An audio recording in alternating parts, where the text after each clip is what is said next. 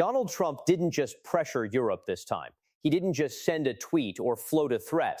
He moved. He acted. And in doing so, he backed the entire European Union into a corner so tight that their options, once considered numerous, have now narrowed down to almost nothing. Tariffs, NATO funding ultimatums, energy leverage, trade walls. He's used all of it, and he's used it at the same time. The EU is facing a multi-front squeeze, the likes of which it has never experienced from an American president in modern history.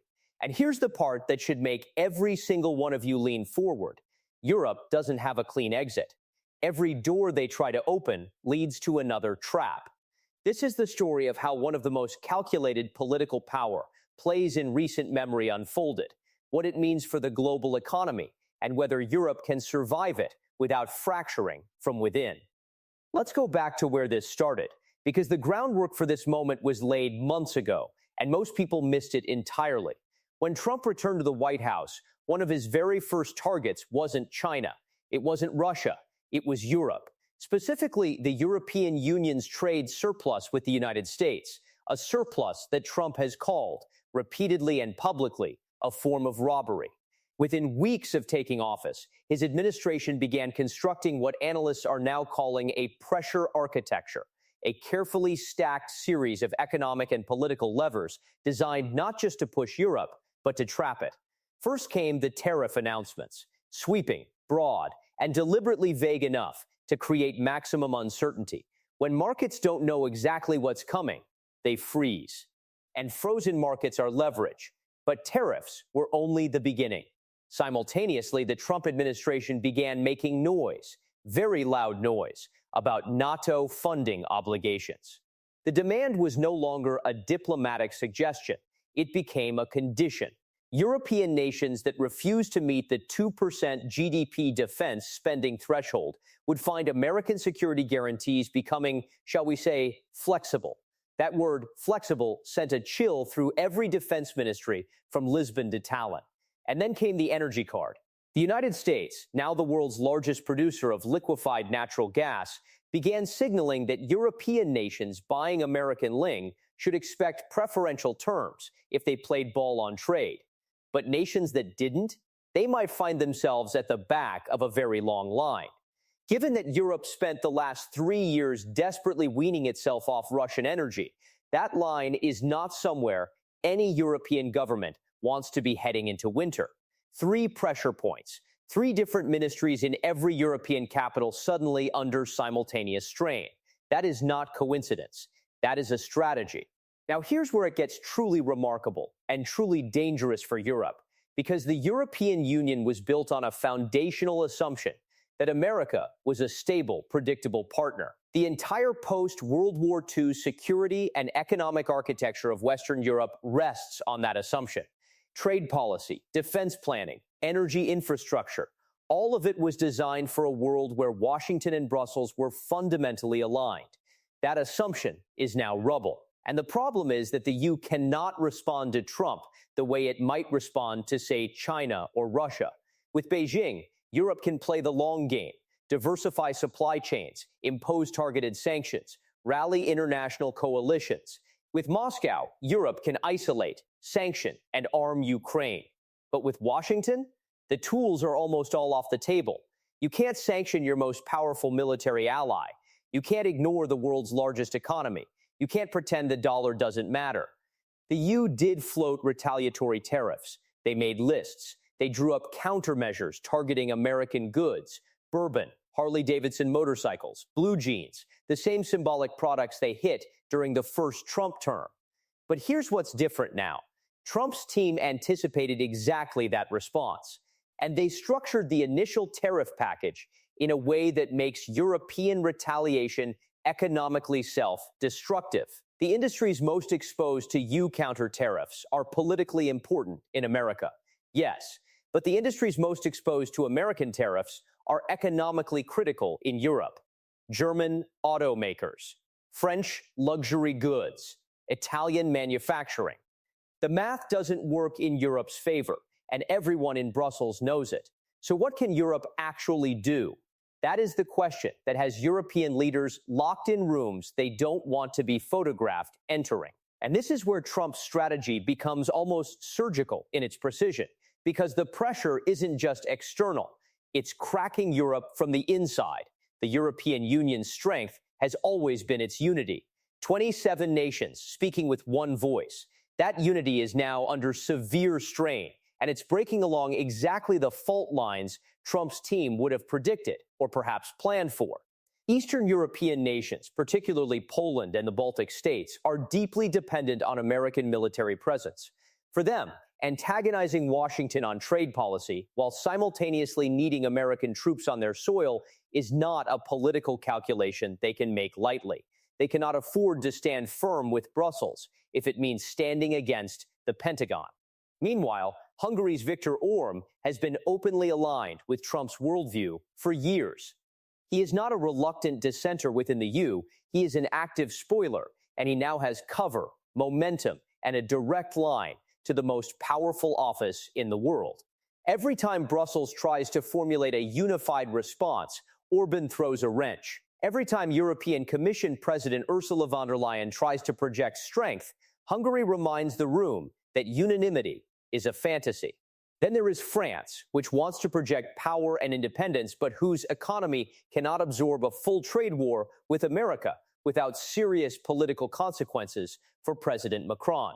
Germany, whose export-dependent industrial sector is already reeling from an energy crisis hangover, cannot afford brinkmanship.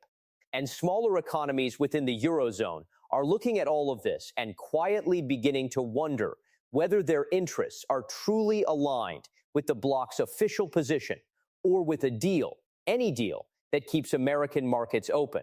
The EU is not just being pressured from outside. It is being unraveled from within.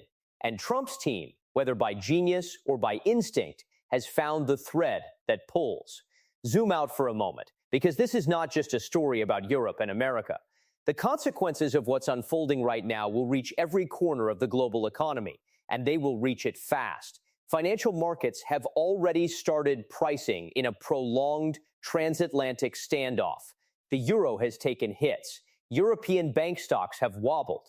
Multinational corporations with operations on both sides of the Atlantic are issuing warnings to investors about supply chain uncertainty. Corporate speak, for we don't know what's coming and we're scared. The International Monetary Fund has already revised downward its growth projections for the Eurozone. Not dramatically, not yet, but the direction of travel is clear, and the revision came before the full weight of tariffs is even felt. If this standoff deepens and extends through the year, economists are warning of recessionary pressure across multiple EU economies simultaneously. That is not a minor turbulence. That is a storm system. Beyond economics, the geopolitical signal being sent to the rest of the world is enormous. Countries in Asia, in Africa, in Latin America are watching this moment carefully. Because if the United States can corner its closest allies, its NATO partners, its democratic peers, its longest-standing trading relationships, what does that say about the reliability of American partnership for anyone else? The soft power damage may ultimately prove as consequential as the economic damage. America's ability to build coalitions, to ask for sacrifices, to demand alignment on issues like China or Iran, all of it becomes harder when your oldest friends are being squeezed in a vice. So what moves does Europe actually have left? Because this is the question that will define the next chapter, and the answer is uncomfortable. Option 1 is capitulation. Quietly, without calling it that. European nations begin making bilateral deals individually, not as a bloc, that give Trump the trade concessions, the defense spending commitments, and the energy purchase agreements he's been demanding. This would represent the most significant fragmentation of EU unity in the bloc's history. It would also represent a personal and institutional victory for Trump of enormous proportions. Word inside Brussels is that this option is being discussed far more seriously than any EU official will say on the record. Option 2 is a strategic pivot toward China. This is the nuclear option in diplomatic terms, and it is genuinely on the table. If America is no longer a predictable partner, Europe could theoretically deepen economic ties with Beijing, using Chinese market access as a counterweight to American pressure. The problem? This is almost certainly what a section of Trump's team actually wants, to force Europe into a geopolitical choice that isolates and discredits it globally. Walking toward China would validate every criticism Trump has leveled at European reliability. It would also trigger a secondary crisis with the Eastern European members who view China as nearly as threatening as Russia. Option 3 is the one European leaders publicly claim to prefer, holding the line, maintaining unity, letting time and political cycles do the work. But unity, as we have seen, is cracking, and political cycles are uncertain. Nobody in Brussels is willing to stake their economy on the assumption that American domestic politics will resolve this for them. There is no clean exit. Every door leads to a harder room, and the clock is ticking. Here is what you need to understand about this moment, because it is easy to get lost in the policy details and miss the forest for the trees. What is happening right now between Trump's America and the European Union is not a trade dispute. It is not a funding disagreement. It is a fundamental renegotiation of the Western world order, one that has been building for decades and has now arrived suddenly and all at once with enormous force. The rules, the institutions, the alliances that were built after World War II and reinforced through the Cold War and refined through the 1990s and 2000s, all of it is now up for revision.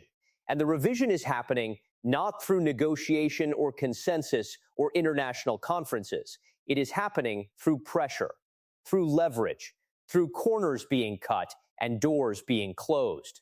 Europe built its prosperity and its peace on a set of assumptions that are being demolished in real time.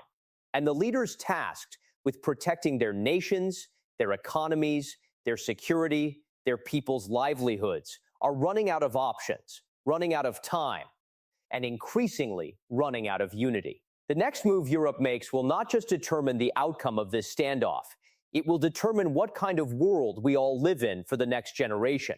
And that move, whatever it is coming very soon. This story is not over. In fact, it may have barely begun.